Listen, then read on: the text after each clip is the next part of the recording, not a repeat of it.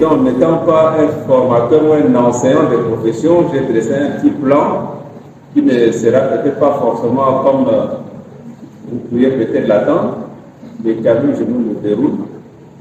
Nous allons parler on va définir un peu la notion de développement quelque part.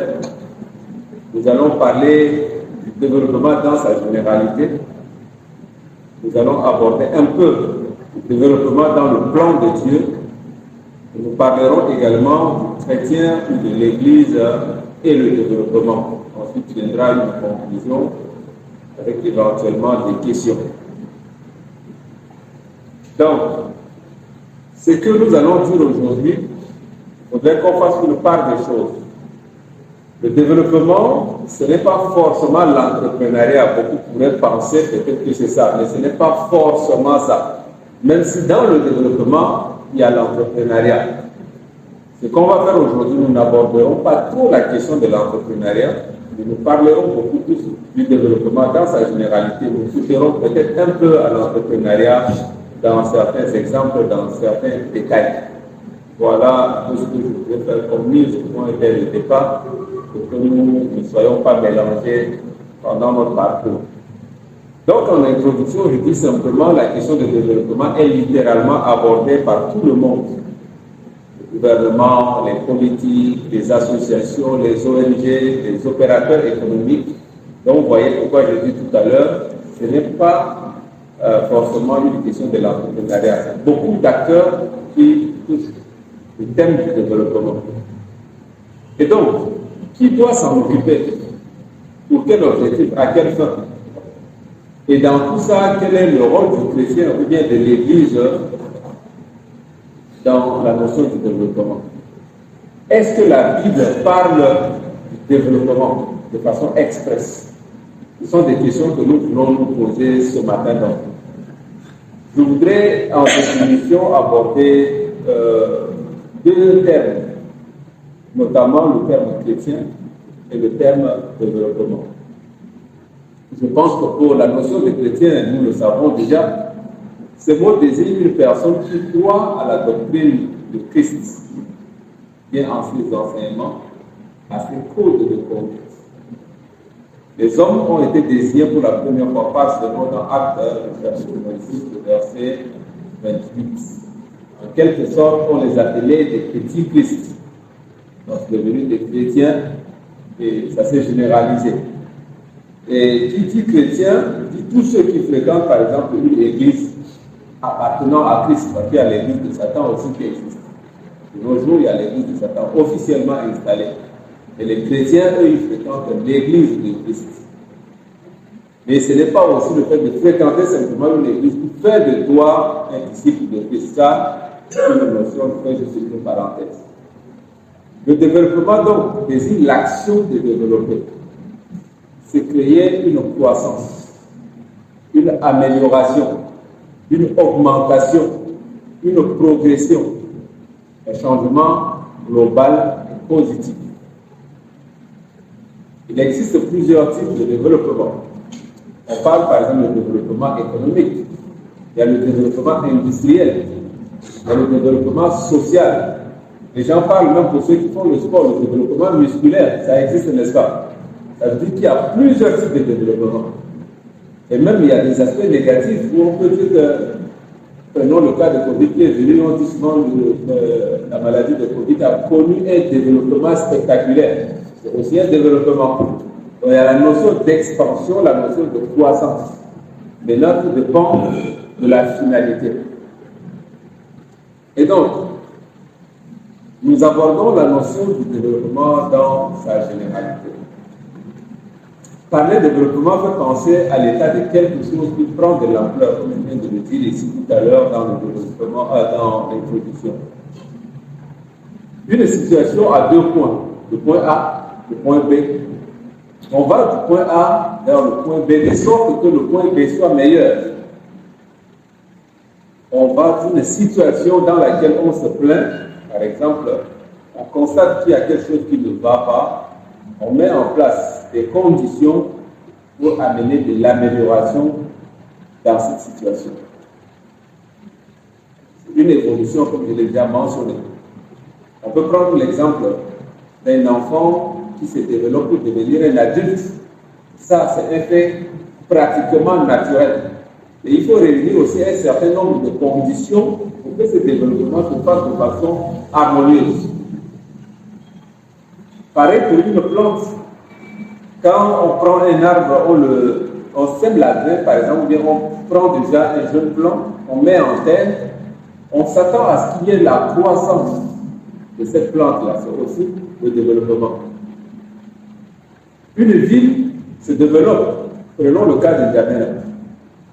Il y a quelques temps en arrière, par exemple, le goudron s'arrêtait ici à Djamena. Aller jusqu'à 10 octobre qu'on sort en saison de pluie, il fallait mettre de la pilote pour arriver à ces endroits-là. En saison sèche, on serpentait sous les bouddhas pour chercher des rues à arriver jusqu'à là-bas. Ceux qui ont vécu à N'Djamena, il y a quelques années, on allait parler de ce que même ici à Amboukou, ils allaient tranquillement faire la chasse aux petits ruminants ou bien aux petits rongeurs tels que les lapins et les consorts. Maintenant, la ville s'est développée au point où quelqu'un qui est à Gassi se retrouve à l'intérieur de la ville va au-delà du Gassi. Je ne sais pas, peut-être le président peut s'en souvenir, peut-être Salvador aussi. Il y a quelques années, on avait notre première expédition, on l'a fait à Bakara, sous un arbre. Il y a une semaine du passé, à cet endroit, on trouvait des maisons et des maisons luxueuses. C'est le développement qui a conduit l'extension, sinon l'expansion des habitations jusqu'à cet endroit. Donc, une ville aussi connaît le développement. Chez les êtres humains, par exemple, si c'est un garçon à un certain âge, quand on commence à voir, il pousse un peu de la barbe, de moustache, ou bien au début on appelle le duvet, un peu comme chez les boulets, le duvet sous le menton, on commence à dire, mais bon, il se développe. La poitrine change, prend une certaine forme, la voix change et devient grave et tout chez les garçons. Chez les jeunes filles, on va commencer à voir apparaître des formes qui commencent à manifester que cette fille est en train de devenir une jeune femme. Dans nos villages à l'époque, à cet âge-là, déjà, certaines sont mariées. C'est la croissance, c'est le développement également. Donc, le garçon devient un homme et la fille, quant à elle, on peut commencer déjà à l'appeler jeune femme. Sinon, elle peut se marier, comme je l'ai mentionné. À ce stade-là, le garçon et la fille atteignent déjà l'âge où ils peuvent perpétuer la race humaine. Ça veut dire, si le garçon ou la fille s'ils sont mariés, ils peuvent déjà procréer. Là commence déjà un développement. Ils étaient peut-être des enfants qu'on négligeait comme des graines. Arrivent à un niveau où ils peuvent s'accoupler et créer une troisième personne. D'une situation A, nous arrivons à une situation B où il y a une augmentation du nombre de personnes. Il en va de même de toutes les autres choses, que ce soit les animaux, que ce soit les plantes, et ainsi de suite. C'est donc ça, la notion de développement. Sur le plan social, quand il y a développement, il y a par exemple changement dans l'alimentation. Il y a quelques années en arrière, pour certains, quand on parle de nourriture, on aime souvent s'exprimer en termes de mort subite. C'est une nourriture par jour. Là, il y a situation de précarité, il y a situation de manque. Mais quand, par exemple, les membres de la famille ont travaillé et qu'il y a eu une certaine amélioration dans la famille, non seulement le nombre de nourriture de plats dans la journée peut varier, on peut passer d'une fois à 2 ou 3 fois, c'est-à-dire on mange le matin, à midi et encore le soir. Et même le contenu du plat peut commencer à changer. Là, il y a on peut dire un développement social. Et là, c'est à l'échelle d'une famille. Sur le plan social toujours, on peut constater, je viens déjà de le mentionner, par exemple, des bâtiments qui peuvent commencer à apparaître. Et des bâtiments tels qu'au départ, vous verrez des gens construire des formes simples avec juste une pente. Généralement, on construit juste en longueur comme ça, une chambre de salon, bien une chambre avec 2 salons. Mais quand il y a croissance, c'est-à-dire quelque part croissance financière, suffisamment de l'argent, même la forme de la maison commence à changer. On commence à faire appel à des architectes pour qu'ils construisent une maison qui intègre un certain nombre de choses, un certain nombre de conforts, par exemple. Vous pensez tout de suite installation de ventilateurs, de climatiseurs, de ceci, de cela, alors que quand vous êtes dans une situation de précarité, ce qui importe, c'est que ce soit une maison qui vous abrite, qui vous protège des intempéries, point barre. On constate également la qualité dans les soins. Souvent, certains villages n'ont pas accès à des soins primaires. Mais quand dans un pays, il y a comme un développement, les structures de soins se rapprochent de la population dans des points un peu reculés. On parle aussi là d'une certaine évolution, d'un certain développement. Parce que s'il n'y a pas de développement, il serait difficile de multiplier les centres de soins au point de les rapprocher des bénéficiaires. L'éducation n'est pas laissée non plus. Peut-être on crée des formations qui n'existaient pas dans ce pays, dans cette ville, dans ce village, avant cette période de développement. Peut-être que nous, dans une localité, peut-être pour certains cas, vous aurez constaté, il y a des villages qui n'avaient même pas le centre de composition de bac. Mais au fur et à mesure qu'il y a avancé, il y a peut-être développement financier et économique, quelque part, ça se répercute également sur l'éducation, de sorte qu'on peut rapprocher ces choses-là des bénéficiaires également par la création de nouveaux centres de composition. Certaines villes voient des universités apparaître et également du développement. En bref, il y a une satisfaction des besoins fondamentaux quand on parle qu'il y a développement. J'ai cité l'alimentation, la santé, l'éducation. Ce sont des critères que les gens évaluent pour voir est-ce qu'un pays connaît un développement ou pas. Et si le développement est harmonieux ou non. Et à tout ça, on peut ajouter la création de l'emploi. Quand on sent que la plupart des jeunes qui sont sortis des écoles sont recrutés, ça veut dire qu'il y a un développement quelque part, il y a une croissance. Il y a moins de chômage. Et normalement, nos autorités étatiques en particulier sont établies pour veiller à l'harmonisation de toutes ces choses-là. Faire en sorte qu'il y ait par exemple une évolution économique et que ça se répercute sur tous ces domaines que nous venons de citer. Ceci implique de façon générale le bien-être de tout le monde. Et même quand il y a un développement harmonieux, ça peut faire baisser par exemple la criminalité parce que les ressources seront suffisantes et à disposition d'un grand nombre de personnes, de sorte que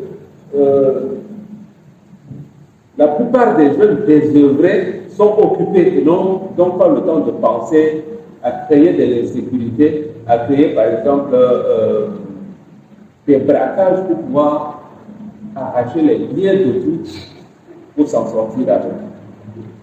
Donc, quand on parle de développement, cela intègre que les conditions sont réunies pour qu'il n'y ait pas ou presque pas de plaintes. C'est un peu ça la notion de développement. Travailler à éliminer les plaintes, du moins les plaintes primaires. Et en cela, pour ceux qui ont étudié surtout la pyramide de Maslow, qui établit la hiérarchie entre les besoins des êtres humains, on constate qu'il y a des premiers besoins qu'il faut satisfaire. Quand ceci est satisfait, il faut passer chercher le besoin suivant et ainsi de suite. Je ne vais pas m'attarder sur ce fait, ce n'est qu'un exemple. Et donc, nous allons aborder le développement dans le plan de Dieu. Dieu est le créateur de toutes choses. Nous le savons, la Bible nous l'enseigne, nous l'apprenons chaque jour. Il a créé toutes choses avec un objectif, sinon pour un objectif. Ce n'est pas un hasard, ou bien ce n'est pas un fait fortuit s'il a créé l'homme en dernier. Pourquoi? Parce que dans le processus de création, quand Dieu se met à créer, c'est qu'il a constaté le besoin de la chose, il crée des conditions pour asseoir tout ce qu'il faut avant d'amener à l'existence la terre. Vous constaterez par exemple qu'il aurait pu créer les poissons, toutes les autres choses avant de dire mais je vais les mettre où. Il n'a pas fait comme ça. Il a créé l'eau avant de créer les poissons. Ça veut dire qu'il a planifié, il a pensé. Il veut créer l'eau. Il n'est pas de créer l'eau parce qu'il veut créer l'eau. Il crée l'eau pour un objectif, parce qu'il veut que les poissons soient dans l'eau. Et là aussi, il a créé ça parce qu'il sait que après, je vais créer l'homme à mon image. Il doit être dans ce domaine-là et donc il aura besoin de la nourriture. Et ça inclut d'avoir du poisson. Avant ça, il a créé par exemple le jardin d'Éden avec tout ce qu'il y a dedans avant de créer l'homme. Parce qu'il fallait que quand l'homme va arriver, il trouve que les conditions sont réunies pour son existence. Le développement est harmonieux quand les étapes de conception et d'exécution sont bien établies. Sinon, on ne parlera pas réellement de développement.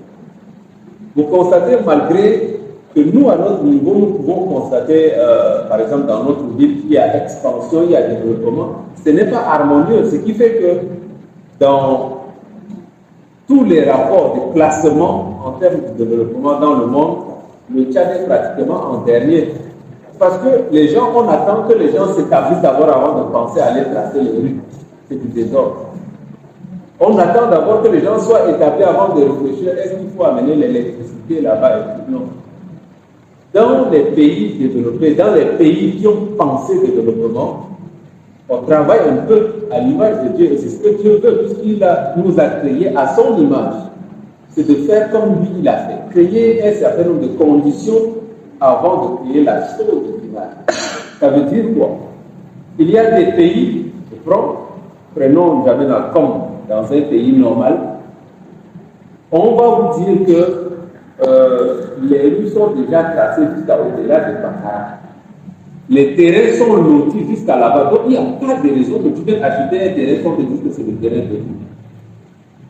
Vous voyez, ça évite des conflits inutiles. Il est prévu, par exemple, des plans de canalisation, de sorte que quand vous vous établissez, vous n'avez pas besoin de rester à un endroit qui va bloquer le passage de l'eau. Parce que des gens ont travaillé à ça avant. Et ils savent ici, c'est un endroit où l'eau va passer, donc on ne doit pas occuper. Ils savent ici, on va planter une forêt. Et on n'est pas en train de planter cette forêt parce qu'on veut la planter, mais c'est pour un objectif. Peut-être parce que ça va protéger tel quartier, ça va servir d'ombrage ici, ça va faire casser la température à tel endroit. C'est harmonieux. Mais nous ne prenons pas, et c'est quelque part un péché, puisque Dieu nous a créés pour être à son image. Dieu nous a créés pour être créatifs, ordonnés, planificateurs comme nous. Mais nous ne le faisons pas. C'est donc un péché.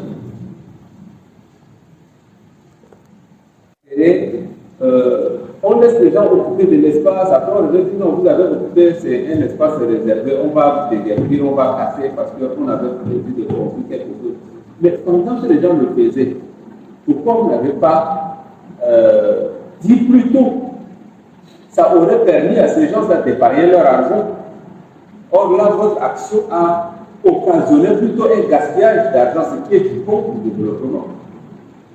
Et ça, entre parenthèses, nous les chrétiens, c'est aussi quelque part notre devoir d'être le sel ou la lumière à ces endroits de décision pour pouvoir leur dire que Dieu qui nous a créés est un Dieu d'harmonie, est un Dieu planificateur. Et donc, il faut que nous veillions à la planification, à l'harmonie et un développement harmonieux. Excusez la répétition. Mais, même nous les chrétiens, tellement nous sommes asphyxiés, tellement nous n'y pensons pas que nous laissons faire. Et qu'est-ce qui sort de cela? Les plaintes. Or, j'ai dit ici, un développement harmonieux évite les plaintes.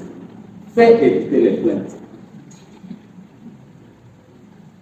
Il nous faut donc repartir au récit de la création, considérer comment Dieu a travaillé.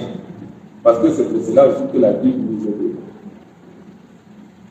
Dans Genèse chapitre 1, le verset 27 à 29, quand Dieu créa l'homme, il donna à l'homme un certain nombre d'ordres, parmi lesquels le travail et la multiplication. Ceci implique de créer, de produire, de perpétuer, de se perpétuer. Dieu a demandé de remplir la terre, le développement économique et le développement démographique est abordé dès le départ. Dans le plan de développement de Dieu, il a toujours commencé à faire avec un petit, commencer petit. Mais ce n'est pas parce qu'il ne peut pas faire grand. Il sait pourquoi il fait petit pour un départ. Je n'ai pas la référence, mais je vous porte sur un récit. Quand Dieu a fait sortir les enfants d'Israël de l'Égypte et qu'ils sont allés en terre promise, il leur a dit expressément de ne pas chasser les Cananéens, les anciens occupants de cette terre, de ne pas les chasser à la fois. De le faire petit à petit. Parce que si vous les chassez, l'espace devant vous est très grand. L'espace que je vous donne, c'est très grand. Au point où ça va rester inoccupé. Et les animaux sauvages vont occuper ça. Et les animaux sauvages risquent de vous agresser. L'harmonie dans le développement. Allez, pas. Vous avez besoin d'espace, alors libérez cet espace, mais occupez-le. Ne faites pas comme on le fait ici, où on occupe d'abord tout un quartier avant de venir dire non, mais il ne fallait pas ça. Et donc, on a des maisons qui sont cassées. Et finalement, une seule personne a peut-être acquis son terrain légalement, les autres ne l'ont pas fait. On casse tout le monde, tout est retrouvé seul et en insécurité. Là aussi, il n'y a pas d'amour. Il n'y a pas d'amour.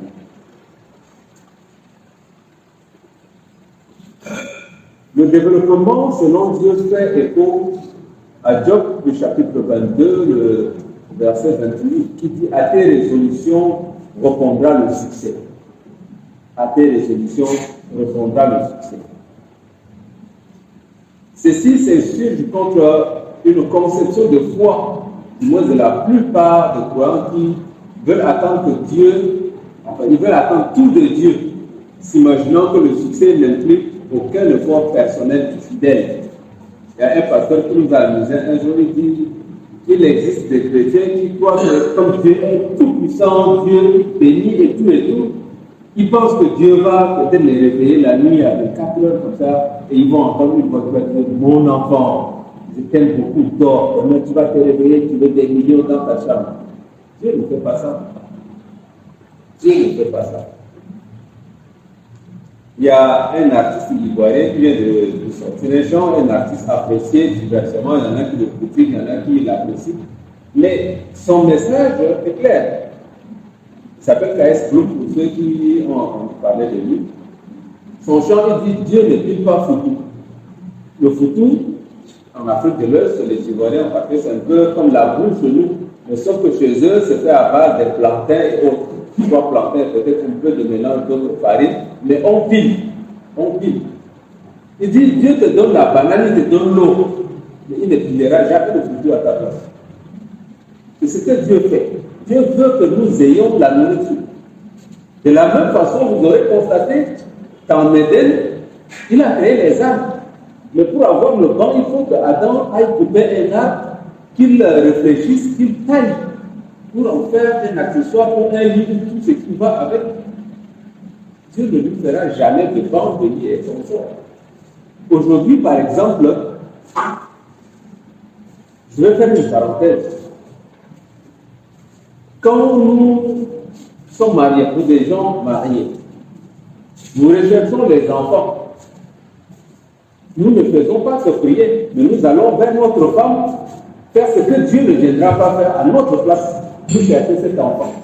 Mais pourquoi quand il s'agit par exemple de chercher une bénédiction matérielle, de l'argent et toute autre chose, nous pensons que c'est Dieu qui doit le faire?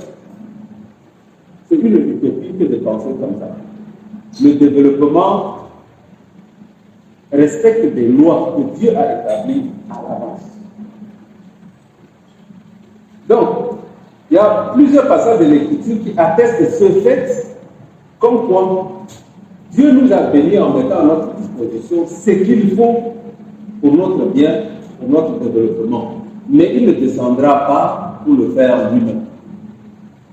Il y a clairement l'idée d'une coopération de l'homme avec Dieu. C'est une constante théologique chrétienne. Genèse 1:28 plante le décor. Il dit, Dieu les bénit et Dieu leur dit, soyez féconds, multipliez, remplissez la terre et l'assujettissez. Et dominez sur les poissons de la mer, sur les oiseaux du ciel et sur tout animal qui se meut sur la terre. Les consignes sont à l'impératif. Ça indique une exigence, celle de l'action. Il apparaît donc, ce n'est pas à Dieu de féconder, ce n'est pas à Dieu de multiplier. Dieu a dit multiplier, c'est vous. Féconder, c'est vous. Dominer, c'est vous. Il n'a pas dit dominons ensemble, comme s'il va venir dominer avec vous. Lui, il domine déjà. Il vous permet de le faire aussi. À vous, ces créatures, faites à son image. Donc, à cet endroit, je veux encore me permettre de faire une parenthèse. C'est un enseignement d'un pasteur burkinabé que j'apprécie beaucoup. Il dit, lui, il ne conçoit pas quand un chrétien dit je choque. Il dit comment? Il dit même pas un chrétien, il dit un disciple. Parce que comme je l'ai dit en introduction, chrétien là, c'est tous les gens qui vont dans le bâtiment qu'on appelle l'église. Ils se disent automatiquement chrétiens. Mais il y a des disciples. Donc si tu es disciple, tu respectes un certain nombre de lois, de principes, d'enseignements, je ne sais pas, tout ce qui va avec, mais que Christ a donné à ceux qui écoutent son message. Et donc, Christ étant Dieu, Dieu ayant créé toutes choses, Dieu a dit à l'origine, assujettissez, dominez, et il a cité un certain nombre de choses. À ce stade, il vient, il dit, par exemple, quand tu dis tu chantes, est-ce que tu as fini de dominer sur les trucs que Dieu a créés? Et à l'exemple de poisson qui est cité ici, il dit, dominer sur les poissons, c'est quoi? C'est par exemple décider, imaginons que nous avons notre cours ici. Nous décidons de creuser un grand pour faire une sorte de temple de piscine. Nous allons capturer des poissons qui sont dans les fleuves. Le type de poissons que nous faisons, ça peut être les signaux, ça peut être les carpes. Nous venons les mettre ici. C'est nous qui leur donnons à manger. Déjà, même le fait de les avoir capturés et mis ici veut dire que nous avons déjà commencé à dominer sur eux.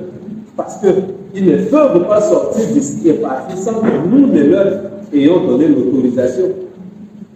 Ils vont être là sous notre responsabilité. C'est nous qui allons leur donner à manger, créer les conditions pour qu'ils puissent s'accoupler, se multiplier et devenir d'autres poissons. Et à ce stade-là, tout se multiplie. Nous pouvons venir à notre guise. Donc, on peut se lever et dire qu'à 6 heures aujourd'hui, je vais aller capturer 15 kilos de poissons dans mon étang. Et tu t'en vas vendre. Et tu satisfais tes besoins avec. Là, donc, tu auras dominé sur les poissons. Et si vous voulez continuer à citer les pigeons, les poulets, les cabris, tout ça, toutes ces choses que Dieu a créées et sur lesquelles nous sommes censés, en tant que créatures de Dieu, continuer à dominer, continuer à créer, continuer à assujettir. C'est là le plan de Dieu. Et c'est la partie que nous sommes en train d'aborder. Et il a commencé avec une personne, en particulier sur Abraham, à qui il a donné un certain nombre d'instructions. Il a veillé dessus. Et Abraham a continué, il a fait savoir à ses enfants, et ainsi de suite, jusqu'à ce que ça devienne Jacob. Jacob porte le nom d'Israël. Et comme je l'ai mentionné ici au départ, Jacob, quand ils allaient en Égypte avec ses enfants, je crois qu'ils étaient au nombre de 70. Si Dieu leur donnait directement le territoire qu'est Israël aujourd'hui, 70 personnes, qu'est-ce qu'ils valent devant des nations qui sont déjà établies?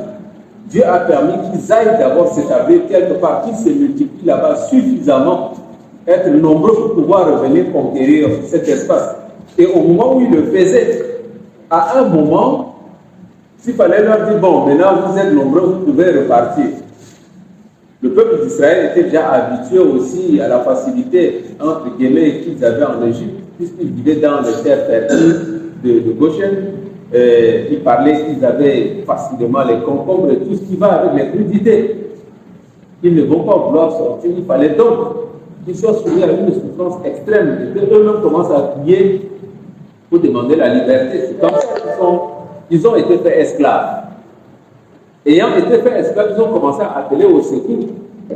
Je veux vous libérer, mais bon, pour ces conditions, vous ne resterez pas ici sur le peuple. Vous devrez aller à l'endroit que j'ai dit à votre père, ça va être pour vous. Et donc, il a fallu une pression pour qu'ils partent. Aussi, il faut se rendre compte que le développement inclut le constat d'un problème, le constat d'une souffrance, le constat d'une certaine situation d'anomalie pour nous conduire à vouloir sortir de notre zone de confort, aller vers la création d'un espace qui répond aux critères tels que nous-mêmes nous avons établis. Et donc, il a pris le peuple d'Israël, il a commencé avec un certain nombre de personnes jusqu'à ce qu'il devienne un peu plus nombreux. Et à partir de implémenter, du moins tester un certain nombre de choses qu'il va faire en sorte que ça atteigne le monde entier. Par exemple, les 10 lois ont d'abord été appliquées sur le peuple juif avant que ça ne se répande et que ça nous atteigne. Par exemple, la venue de Christ a été implémentée d'abord en Israël, au sein du peuple juif, avant que le salut n'atteigne le monde entier. Même le développement suit le processus normal de croissance. Jésus également avait compris la nécessité du développement intégral.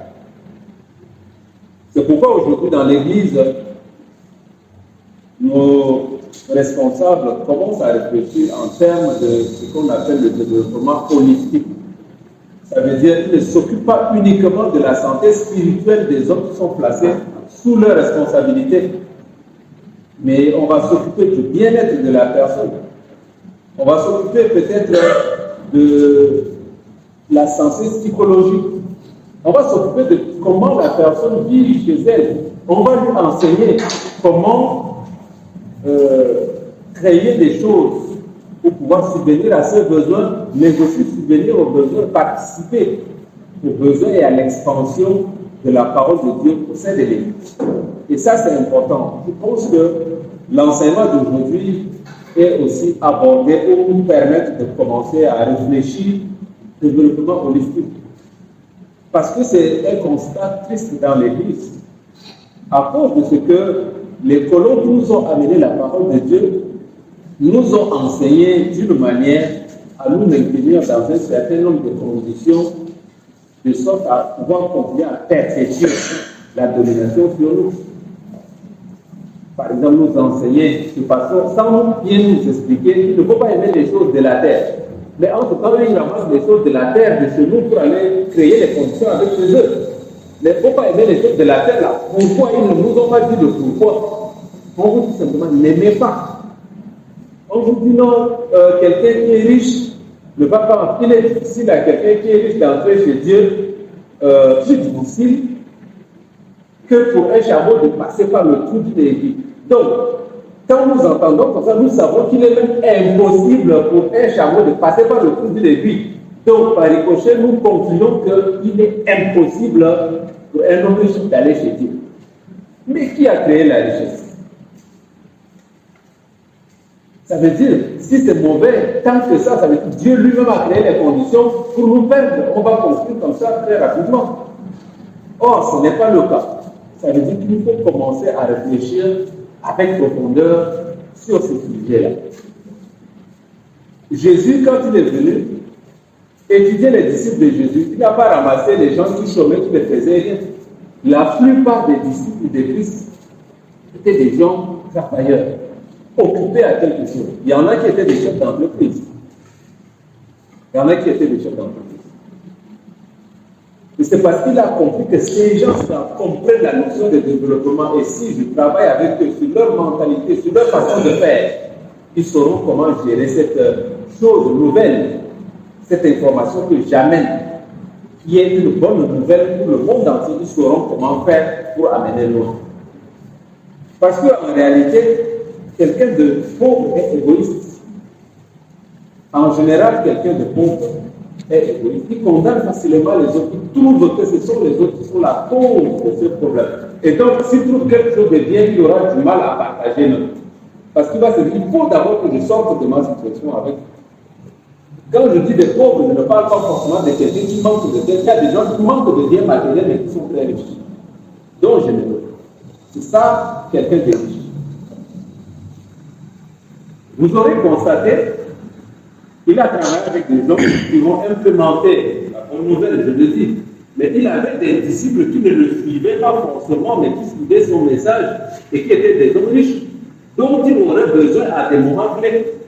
Figurez-vous, par exemple, quand il est mort à la croix, les autres disciples qui avaient saisi le message et pensaient que ce n'est que le message qu'il faut porter, ils ont vu la fille qui allait demander le corps de Christ pour l'enterrer. Un de ces disciples ont été un homme riche et qui pouvait s'approcher facilement des autorités sans avoir peur.